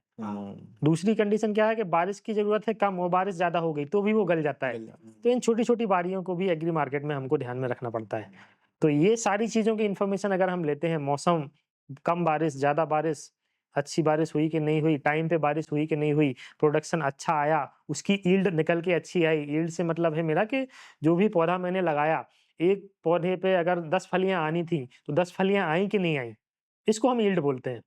है ना? तो एक पौधे पे 10 फलियाँ आनी थी लेकिन 10 की जगह 5 ही आई, तो हमारी यील्ड खराब हो गई कुल मिला के। मतलब जो उत्पादन होने वाला था, आउटकम सप्लाई कम मिलेगा फिर अल्टीमेटली आगे तो चल वो के। कम हो गया। तो इन सारी चीज़ों का अगर ध्यान रख के हम एनसीडीएक्स में ट्रेड करेंगे ना, तो अपने को काफ़ी अच्छे रिजल्ट्स मिलेंगे। मतलब मेरे को ऐसा लगता है कि इक्विटी और इसके बीच में अगर डेटा वाइज कंपेयर किया जाए, जैसे अपन निफ्टी में करते हैं ओआई डेटा, तो मैनिपुलेशन दिखता है ना? अभी अगर अपन इसकी बात करें, एग्री कमोडिटी की बात करें, तो ये तो सच है, जो आंखों के सामने वही है, वही सच है। हम ग्राउंड लेवल पे अगर स्कैन कर लो। अच्छा, मेरे को एक चीज बहुत अच्छी लगी एग्री कमोडिटी का, तो मेरे को लग रहा है कि मैं भी फैन होने वाला हूँ। अब मैं भी फैन होने वाला हूँ, मैं भी एग्री कमोडिटी में ट्रेड करूंगा दादा। मेरे को ऐसा लगा कि एग्री कमोडिटी में क्या करूं कि एक तो जैसे दादा ने 7 कमोडिटी बताई, कुछ भी नहीं, इंडिया में देखो ये सबसे ज्यादा कहाँ, मतलब वो इसकी फसल होती है, उपज का है, वो ट्रैक कर लो, ठीक है, वहां का वेदर देख लो, और एक बार समझ लो कि यार ये फसल उगने का कितना टाइम लगता है और कितनी बारिश होनी चाहिए, और उन पे ट्रैक कर लो, और चार्ट का नॉलेज है, तो आप एग्री कमोडिटी में अच्छे से ट्रेड कर सकते। सही बोल रहा हो दादा? बिल्कुल, देखिए एग्री कमोडिटीज़ में जैसे मैंने 7 कमोडिटीज़ गिनाई थी। आपको क्या करना है, इन सारे जो कमोडिटीज़ हैं उनका एक एक्सेल पे डेटा मेंटेन करना है। सातों कमोडिटी के नाम लिख लिए। आपने ये देखा कि इसका सोइंग का टाइम कब है, है ना, वो सबका सोइंग का टाइम निकाल लिया। आपका जब उत्पादन मार्केट में आ रहा है, मंडियों में जब सप्लाई माल की आ रही है, वो टाइम आपको देखना है। और उसके बाद एक्चुअल में पूरा साल के एंड में जब सप्लाई मंडियों में खत्म हो जाती है, उस टाइम पे कितना माल आ चुका है। तो आपको मंडियों में विजिट करना होगा। आपको मंडियों में विजिट करने के पहले आपको बारिश जब खेतों में फसल खड़ी होती है, आप चाहें तो जहाँ पे, चूँकि स्टेट डिवाइड है, मतलब प्रोडक्शन का एरिया डिवाइड है इंडिया में देखा जाए। तो जैसे ग्वार सीड की अगर हम बात करें तो जो इसका जो प्रोडक्शन होता है मेनली राजस्थान में होता है, 90% जो प्रोडक्शन होता है। इवन मैं तो बोलूँ कि पूरे भारतवर्ष में 90% ग्वार सीड का उत्पादन राजस्थान में ही होता है। तो ये बहुत छोटी कमोडिटी है, इसको आप आसानी से ट्रैक कर सकते हैं। उसके बाद जैसे मसालों की अगर मैं बात करूँ तो मसाले राजस्थान और गुजरात में सबसे ज़्यादा होते हैं। कुछ एमपी में भी जो होते हैं, जैसे कोटा साइड में धनिया जो है, मध्य प्रदेश में भी धनिया होता है। तो आपके एरिया फिक्स हैं क्या, ये कमोडिटी इन पर्टिकुलर एरियाज में होती है, तो आपको ट्रैक करना बहुत आसान है। आप एक्सेल पे डेटा अगर सारी चीज़ों को बना के रखेंगे कि ये स्टेट में इतनी फसल होनी थी, लास्ट ईयर इतनी होनी थी, इस बार इतनी हुई है, तो आप उसको इजीली ट्रैक कर सकते हैं। यस तो अगर आप प्रॉपर स्टडी के साथ इसमें उतरते हैं ना, तो आपके, मेरे को लग रहा है जो रिटर्न्स हैं वो काफ़ी बेहतरीन अच्छे हो सकते हैं। मेरा वो इससे इसका दूसरा पहलू, जैसे ये तो फंडामेंटल नॉलेज हो गया। अगर एग्री कमोडिटी पे टेक्निकल अप्लाई करेंगे तो वो उसके रिजल्ट्स कैसे? बिल्कुल बेहतरीन। मैं कह रहा हूँ, मैं 2009 से जो कमोडिटी ट्रैक कर रहा हूँ और 2012 से एग्री कमोडिटी मैंने ट्रैक किया है। आप अगर इसको प्रॉपर तरीके से फंडामेंटल को मिक्स करके, चार्ट को मिक्स करके आप बनाएंगे ना, तो आपका जो रिजल्ट है, मैं बोलूँगा उसमें आपका जो रिजल्ट, मान के चलिए अगर आप मंथली एक्स रिटर्न कमा रहे हैं, तो मैं बोलूँगा उसको आप 2x कर सकते हैं। बहुत बढ़िया, पैसा ही पैसा। सही पैसा। अच्छा दादा, एक और चीज एग्री कमोडिटी के रिगार्डिंग, क्योंकि मैंने भी यही सीखा है, जो मैं अपने स्टूडेंट को सिखाता हूँ, वो एक्चुअली मैंने जहाँ से नॉलेज ली वहां से मेरे को ऐसी नॉलेज मिली। मेरे को एक चीज और समझनी है कि दादा, एग्री कमोडिटी हर एक ब्रोकर के पास अवेलेबल नहीं है, क्यों? एग्री कमोडिटीज हर एक ब्रोकर के पास नहीं है। उसके आप जैसे एक दो रीज़न हैं, कुछ इसमें केसेस हुए थे। जैसे अगर मैं बात करूं तो कैस्टर सीड का एक एग्जांपल मैं लेता हूं। अभी 2016-17 के आसपास क्या हुआ था, कैस्टर में अचानक लोअर सर्किट लगने स्टार्ट हुए थे। लोअर सर्किट लगने स्टार्ट हुए तो उसमें क्या हुआ था, डिफ़ॉल्ट काफ़ी पार्टीज ने डिफ़ॉल्ट कर दिया था, क्योंकि 5,000 रुपये के आसपास का भाव था, मेरे को याद है 2017 या 18 की बात होगी। 5,000 के आसपास का भाव था और लगभग इसमें कंटिन्यू 7 दिन लोअर सर्किट लगे, प्राइजेज लगभग 4,000 के आसपास आ गए। तो काफ़ी लोगों को इसमें निकलने का मौका नहीं मिला। हालाँकि एनसीडीएक्स ने, सेबी ने काफ़ी जो है इसको, इसके प्रयास किए कि बीच में इसको ओपन भी कराया जाए। एक बार ओपन भी हुआ था, तो वहाँ पे काफ़ी लोग निकल भी पाए। तो इस केस में क्या हुआ था, काफ़ी लोग डिफ़ॉल्ट हो गए, ट्रेडर भी डिफ़ॉल्ट हो गए और ब्रोकर भी डिफ़ॉल्ट हो गए। बट जो लोग सर्वाइव कर पाए उस टाइम पे, वो तो अभी भी एनसीडीएक्स चलाते हैं, लेकिन जो लोग सर्वाइव नहीं कर पाए, उन्होंने क्या किया, एनसीडीएक्स की मेंबरशिप को सरेंडर कर दिया। हालाँकि अब करंट में देखा जाए तो ऐसा कुछ काफ़ी टाइम से नहीं हुआ है और सेबी काफ़ी स्ट्रिक्ट हो गई है उसके बाद से। नए-नए रूल्स लेके आई है। ब्रोकर्स पे काफ़ी उन्होंने कंट्रोल करके रखा है और सभी आइटम पे, जो भी एग्री में अभी आइटम है, कंट्रोल करके रखा है। तो आगे मेरे को लग रहा है अब ऐसा केस ना हो, इसके लिए सेबी ने काफ़ी अच्छी जो है आईटी टीम को भी वहाँ पे बैठाया है, पूरे इन्फॉर्मेशन रखी है, बहुत अच्छी गाइडलाइंस भी लेके आए हैं। तो अब फ्यूचर में मेरे को लग रहा है ऐसा कभी नहीं होगा। तो धीरे-धीरे करके वो, इसका जो व्यापार है, कहीं न कहीं बिज़नेस है, वो धीरे-धीरे इन्वॉल्वमेंट बढ़ेगा लोगों का। अच्छा दादा, एक सवाल मेरा दिमाग में आया अभी, सिल्वर और गोल्ड को लेके, है ना? मेरे को एक तो ये समझना है यार, सिल्वर का क्या प्रेडिक्शन है, क्योंकि भाई हम जो एनालिसिस करते हैं उसके अकॉर्डिंग तो सिल्वर भागना चाहिए, बट गोल्ड उसको आउट रन कर रहा है, आउट परफॉर्म कर रहा है हर बार। क्योंकि अगर देखा जाए, जो हम अभी न्यूज और बाकी जगह से जो डेटा कलेक्ट करके एनालाइज कर रहे हैं कि भैया सिल्वर भागना चाहिए क्योंकि एआई और इनका जमाना आ रहा है, इसका डिमांड बढ़ेगा, तो सिल्वर हमारा भागना चाहिए। प्लस एक और मैंने चीज देखी कि गोल्ड का रिवैल्यूएशन का जो लॉजिक है यूएस में, है ना, अगर आप हमारी जनता को और अच्छे से, आप ज्यादा अच्छे से समझा पाएंगे, तो एक तो मेरे को वो वाला लॉजिक आप बहुत क्लियर करो कि यार गोल्ड का रिवैल्यूएशन का क्या लॉजिक है, स्कैरसिटी का क्या सीन है वहां पे। और साथ ही साथ ये वाला जो मैंने पॉइंट बोला कि यार क्या बोला था यार, भूल गया। ऐसा होता है तेरे साथ भी? रिवैल्यूएशन वाला रिवैल्यूएशन वाला तो बोल दिया, और दूसरा क्या था? सिल्वर का प्रेडिक्शन। सिल्वर का प्रेडिक्शन दादा बता दो यार अब। यस। हाँ जी, जैसे प्रेडिक्शन की अगर मैं बात करूँ सिल्वर की, अभी कॉमेक्स में लगभग $32 के आसपास इसका क्लोजिंग था लास्ट, और एमसीएक्स में मेरे हिसाब से 94-95,000 के आसपास का बनता। तो अगर हम शॉर्ट टर्म में बात करें, जैसे ईयर एंड की अगर हम इसी की बात कर लेते हैं, 2025-26 की। तो मेरे को लग रहा है कि 37 या 38 के आसपास डॉलर के आसपास जो है कॉमेक्स में सिल्वर आ सकता है। और अगर हम इसको कंपैरिजन करें एमसीएक्स के, ये मैं पूरा का पूरा चार्ट बेस पे बता रहा हूँ ओके। अपने स्टडी पे। और एमसीएक्स की अगर मैं बात करूँ तो 1,04,000 से लेके 1,07,000 के आसपास जो है एमसीएक्स वायदा इस साल के एंड तक आ सकता है। 10 से 15% की ग्रोथ। 10 से 15%। 10 से 15% की ग्रोथ। क्योंकि वो इसलिए मैं ऐसा कह रहा हूँ कि जो सिल्वर का जो एक एवरेज रिटर्न है साल का, मैं पिछले 12-15 सालों से इसको कैलकुलेट करके चला हूँ, तो 9-10% के आसपास ही है। एनुअली रिटर्न जो 9-10% के आसपास ही देता है। बट इस साल अभी तक देखा जाए तो लगभग 17-18%, 20% के आसपास तक का रिटर्न पिछले 3-4 महीनों में सिल्वर ने दिया है। दे दिया है। तो अगर सेम को मैं कंटिन्यू करूं, सेम लॉजिक को कि 10-12% का रिटर्न अगर मिलता है, तो मेरे को लग रहा है अभी जो करंट में सिचुएशन चल रही है, जो अनसर्टेनिटीज ओवरऑल वर्ल्ड में बनी हुई है, कुछ वॉर की कंडीशन हो जाती हैं, कहीं ट्रम्प के कुछ स्टेटमेंट आ जाते हैं, जो अनसर्टेनिटीज जो मार्केट में है, देखा जाए तो राजनीतिक जो हैं वो भी देखा जाए या फिर पॉलिटिकल और अदर कंट्रीज की देखें, तो ये डिस्टरबेंस के चलते गोल्ड सिल्वर इस बार अच्छा रिटर्न आगे भी देगा। तो ईयर एंड तक मेरे को लग रहा है $38 के आसपास सिल्वर का, और एमसीएक्स में देखा जाए तो 1,04,000 या 1,07,000 के आसपास तक भाव सिल्वर देखने भाव को दिखा मिल सकता है। सकते हैं। अब दूसरा क्वेश्चन था आपका कि जो स्कार्सिटी या फिर जो गोल्ड का रिवैल्यूएशन वाला जो revaluation लॉजिक है अभी। चल रहा है, हाँ। अभी मैं डेटा जो है कल रात को ही स्टडी कर रहा था, तो मैंने देखा था 22 और 23-24 में जो यूएस में जो गोल्ड का जो कंजम्पशन था और जो प्रोडक्शन था, उसमें काफी डिफरेंस आ रहा है। मैंने उसको कैलकुलेट करके दिया तो लगभग साल दर साल देखा जाए तो लगभग 90 मेट्रिक टन के आसपास की स्कार्सिटी जो है यूएस में गोल्ड में देखने को मिल रही है पिछले 3 सालों से। मतलब हर साल 90 मीट्रिक टन के आसपास का जो है एनुअली जो है स्कार्सिटी यूएस में गोल्ड की देखने को मिल रही है, प्रोडक्शन और कंजम्पशन में। कंजम्पशन बढ़ रहा है, प्रोडक्शन उतना नहीं निकल पा रहा है।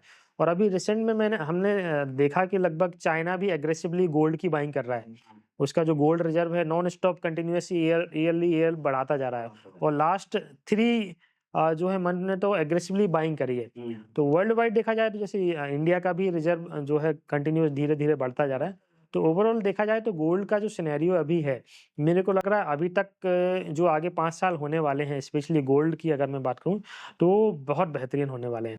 अभी तक रिटर्न जितना नहीं दिया, मेरे को लग रहा है अगले 5 सालों में गोल्ड देगा, क्योंकि कमोडिटी की सुपर साइकिल अभी जो है चल रही है। सुपर साइकिल वर्ड यूज किया है दादा ने अभी।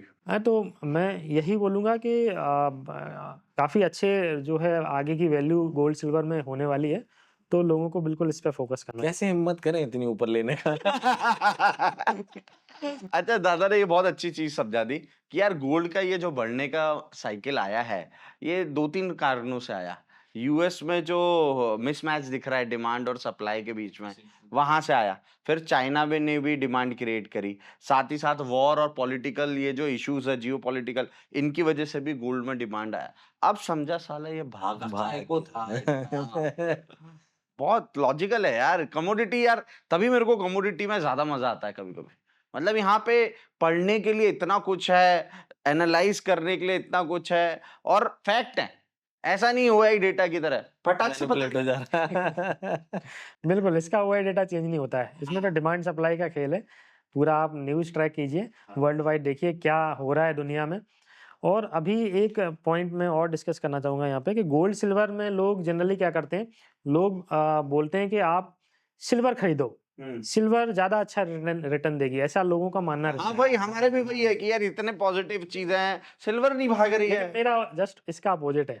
मेरा फंडा ये रहता है कि जो स्ट्रॉन्ग आइटम है ना, आप उसी को पकड़ो।